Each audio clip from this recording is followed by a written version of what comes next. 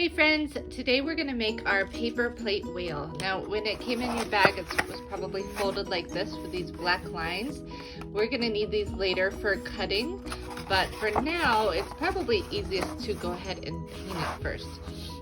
So for this you could use watercolors if you want, or tempera paint, and your child could do finger painting, or if they want to use a brush, regular paintbrush, or even a sponge brush.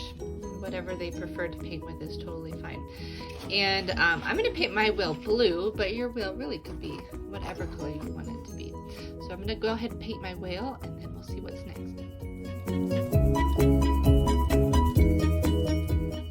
I'm all done painting my plate, so I'm going to leave this to dry for a day, and then come back tomorrow and we'll do the next part.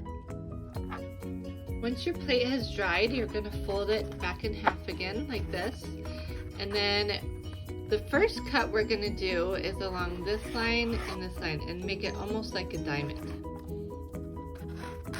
Cut it down on that side, then come over on this side, cut it out like that.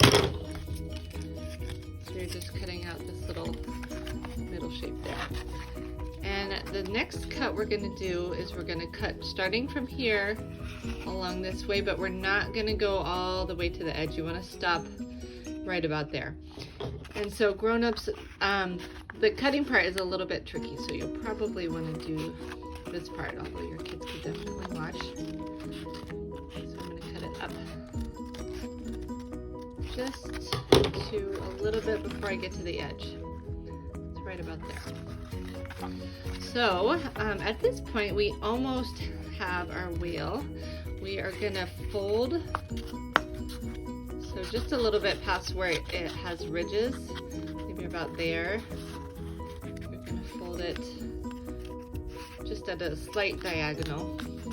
Fold it this way and then the other way, and then that in like that, starting to look more like a whale. So here's going to be its head, and then to get the tail we're just going to open it like this and then gently flip the tail up and through like that. And at this point you might want to give it one little staple right there just to secure it, and then if you'd like you can draw a little smile and an eye on it, and you can use this piece to cut out some little flippers. So I'm just gonna make a little flipper shape, and then I can have one for each side that I can glue on here and the other side. So I'm gonna add my eyes and mouth and show you what it looks like at the end. So my whale is almost done. I added an eye. I just used a Sharpie marker to draw that, and then I drew a mouth starting from this tip here along there, and then I taped on my fin. So you can do any of those things if you'd like. And then the very last part is adding the spout. So to make our spout, you're going to use this long rectangular strip of paper, and this is something to have your child do because this is some really good scissor practice. So for really young children who are maybe still using two hands, you can hold the paper and then they can snip. For children who are a little bit older, they can do it themselves, thumb in the tiny hole, other fingers in the bigger hole, and they're just gonna make some little snips all along this paper. If they're having trouble, you can help by holding it for them. And even if they end up cutting some kind of like that and they fall off, that's no big deal. So we're going to snip, snip, snip all the way across, down on this side. And you want to make them pretty tiny, so you can even come back again, do some more.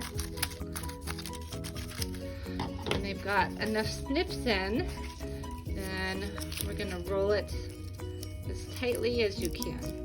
You can maybe get it started and your child can help you roll together. Once you've got it rolled up as tightly as you can make it, you're going to put a little piece of tape on the end here, and then you want to just fluff it out a little bit. And this is going to be our water spout. And to put it in, we need to make a spout on our whale. To do that, you could maybe even just stick it in here and tape it, or you can cut a little spout hole on the top.